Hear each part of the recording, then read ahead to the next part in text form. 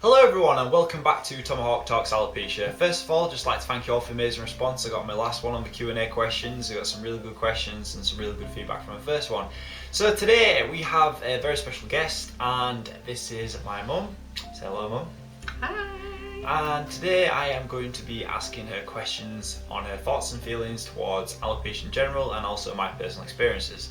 This is a general idea to sort of get you guys into more of the more understanding of a first-hand experience of not just my opinion but Mum's opinion, and she's been there every step of the way, so this is getting her thoughts and feelings as well as mine, and this shouldn't be awkward at all. So and she'd also like me to point out that I have sprung this upon her, so that's why I'm just saying this now. I sprung this upon her sort of 10 minutes ago, so she had a chance to, you know, clam up. Okay, so first questions. The questions today, I am going to be literally going straight to Twitter, which is to my left and your right if you're watching this, and I will be checking the questions which you guys have tweeted me at Tomohawk1989, and other questions I'm just going to come off the top of my head. So prepare yourselves. Right, so first question, go into Twitter. Right, Mum, so first question is, what were your first reactions to when I was diagnosed with alopecia? Upset. Upset? Devastated. Devastated. Much rather it be me than you have to go through it. Very, very hard. Very hard. What were the hardest bit about it?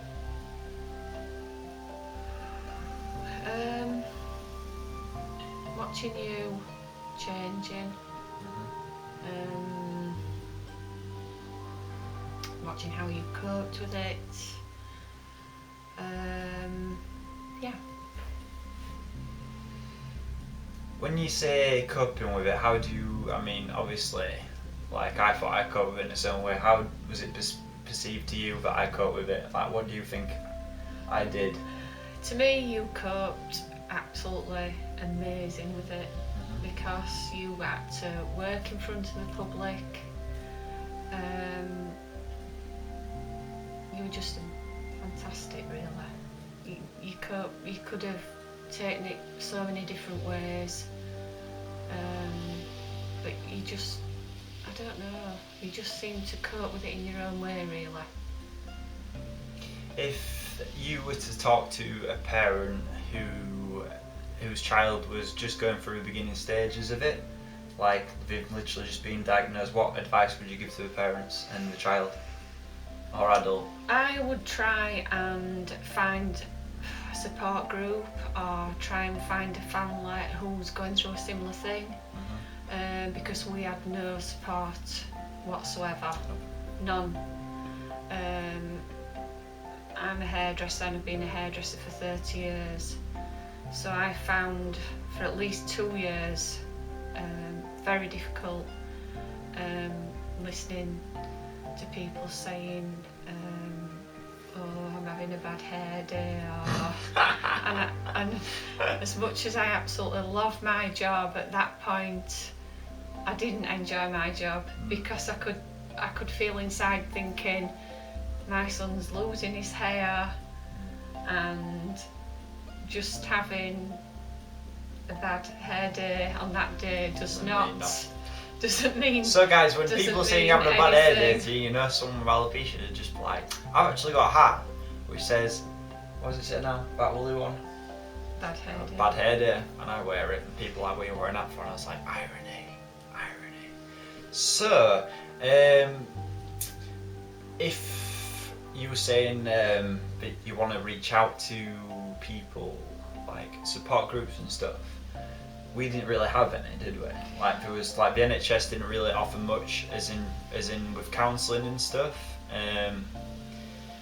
I found these lovely people through Facebook, and yeah, they're like top dog in my opinion. So if you need to see someone or speak to someone about any alopecia questions, get in contact with Alopecia UK, and as well as in every single video, the link is in the description. So if you have any problems or thoughts, get in contact with those guys. If you're from the States, there's Alopecians United, there's also a link below. If you're on Facebook, guys, just go on Facebook, and if you type in alopecia on a search engine, it'll give out different groups in different countries. If you're from here, the UK, if you're from France, even if like places like New Zealand, they've got a Facebook page for alopecia, check them out. So if you're worrying about speaking to someone, I highly recommend you check all those possibilities out, because the NHS they've got so much on. I'm not defending it in any way, shape or form by saying, like, with my experience, I wish I could have got a bit more help instead of it was just kind of like, good luck. Which is kind of it, really, wasn't it? Well, we only really saw the people at the hospital when we were waiting for appointments, and realising that you're seeing children, 5-6-year-old, or you're seeing a lot older adults, 8-year-olds, 13-year-olds, and then it opens up to a world you never really knew existed till you're in that world and you're going through it. Yep, exactly. Yeah. Yep. Right, move on to the next question. Right, the second question. Once again, guys, all these questions are off Twitter, so if you tweeted me, big thank you, and also thank you to everyone who tweeted me relevant questions about it. So the question is, Mum, how do you think me having alopecia has sort of like changed things? Like, I mean, do you think it's changed anything at all? Do you think like it's made us a bit more aware of stuff, or do you reckon it's just like any other thing that, you know, happens? Do you think it's changed anything? I think it has changed you. I think it's made you a stronger person.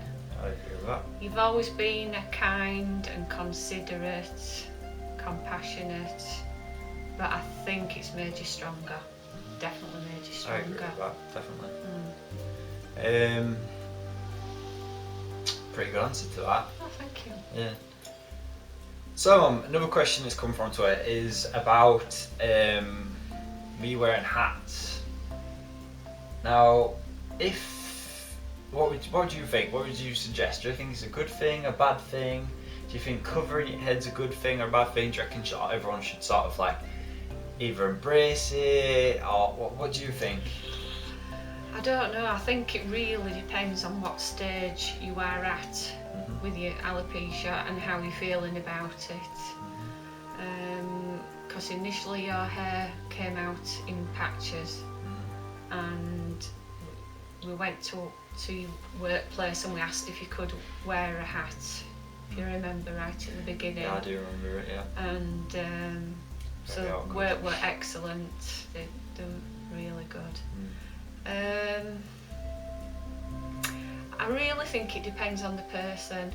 I think some people feel more comfortable with a hat. I mean, I think I'm quite comfortable. I like wearing hats. That's just me. Yeah. I don't know. Everybody's different, really. Fair enough. Well, that's what I'd suggest as well, guys. Just be comfortable. If you're comfortable not wearing a hat or a wig or anything else, do it.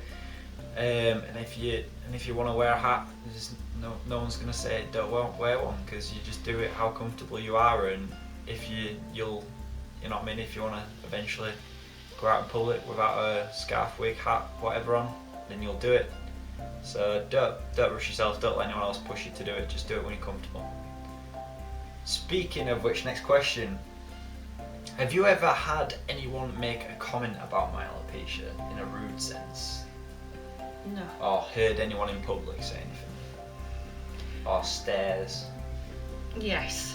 Go on, I elaborate. think one of the last times, well no, it's happened to me a few times when I think about it. I have been to work to talk to you, and I've noticed people say looking in the wallet or looking in the purse for change, and they'll look at you and they'll do a double look. And I, for quite a while, not that you realise this, stopped going into work at that stage when I knew you were working, because it upset me so much that people were doing that to you. And you were probably aware that people were doing that to you, but to me the protective side of me, no. And then I think one of the last times I went into town with you, I noticed a particular person do a same thing again, do a look, and I think It's just to kind a of degree a shock. we always do that Yeah. as humans. If you see something that's just different. Or Unusual. you know, you might see somebody with a scar or a birthmark, and I think we all, I know I'm guilty of doing it. You look, you know, Yeah. it's just human nature. But as a mum, when it's been doing to your son, I think you're going to quite defensive. Yeah. I agree with that. Yeah. What advice would you give to people who have experienced, comments or stares or anything else? If you're from a parent's perspective, because it's alright me saying it from someone who's got its perspective, what would you say to a parent? Say you and your child were going to town and you had someone walk past make a comment about your child or anything else. What would you think? I think I would find it very hard not to go back, particularly if I heard it and say. So you tackle the issue head on. I wouldn't be rude, but we had it initially with when we changed dentist, didn't we? The dentist asked you if you were having treatment for cancer, didn't he? I get that a lot, really. I get that a lot, especially with bringing myself into public eye like this. I find that a lot of questions are, if you've got leukemia, if you've got cancer, all that sort of stuff. And this is what I think is really important about spreading awareness for alopecia, because essentially people don't know what it is, and they just look at you and they initially make that quick decision about, it's that or it's that. And this is the whole idea of why I'm doing this. It's the whole idea why I do this with this channel and also my main channel. It's to raise awareness for it, because I feel that if awareness is raised to a certain level, then people are less likely to make comments which are going to hurt those, or not hurt them, but sort of make it a bit more awkward for those with alopecia. Because if you're walking about and someone says something like, have you got leukemia or something, it makes you feel like, do you know what I mean? You don't even have to respond to it. Like, I remember I was working one time and this chap came in, our nice friendly conversation back and forth, and he was walking out the store. He made a comment along the lines of, it's okay mate, my mate's got leukemia as well, and walked out the door. So I mean, it's like one of those things. For the idea of this is to raise awareness so that doesn't happen, so people are aware of it. And so I mean, it's not good. I mean, it's alopecia in the day. You lose your hair. It's not. Now, bear with me when I say this, it's not anything as serious as having cancer or leukemia or anything else. And I know that some people might think it is quite bad, but it's not as bad as them by any mean. So this is the idea about this, is raising awareness for people. And that's what I'm trying to do now. I mean, I've got my mum here, we're talking about personal experiences here. This is me sharing my personal experience with you guys, so you can sort of, you can take it how you want, but the main idea is just to, spread awareness about it, because a lot of people don't know what it is. So, Mum, any final questions or anything to say, perhaps to someone, perhaps to another mother who might be watching this? Any final advice? Advice, I think we are 8 years. Nearly 9, yeah. Nearly 9 years in, and Still bored and beautiful. I found it extremely difficult. Because Thomas had beautiful head of hair, chocolate brown, luscious, gorgeous hair. Alright, don't rub it in. He had beautiful long eyelashes, and it was devastating. I have cried and cried buckets and buckets and buckets over it. This is supposed to be advice, Mum. Sorry, but I just want to get across how devastating it is as a mum as well. But it does get easier. Time. It does get easier, Yeah. and I have nothing but admiration for Thomas, how he's coped with it. He has blown me away how well he's coped with it. He really has. Talking helps, guys, at the end of the day. I'm so Talking. proud of him. Thank Really you. proud Thank of you. him. And talking helps, guys. If this is you watching this at home, thinking no one's out there, no one knows what I'm going through. There's loads of people. There's like over 1.5 million people with it in the UK. In some form, may it be AA, totalis, universalis, and other random kind of sorts of alopecia. There's 1.5 in the UK alone. The States will be much bigger number than that. So don't think you're alone out there. If this is you watching if this is you watching this at home thinking you're the only one, it's absolute nonsense. Get in contact with someone. Talking helps loads. If you talk to someone, it's a weight off your shoulders, you feel better about it. This is why I do it. I like to talk to you guys, I like to try and help you guys. It makes me feel better, it makes everyone else feel better. So talking helps. Get in contact with Alopecia UK from UK, Alopecians United. Check Facebook out for different groups, and yeah, get talking, get the awareness raised. And remember, guys, September is Alopecia Awareness Month. Wear blue for Alopecia Awareness Month. See how I've done this? I've done this like a month early.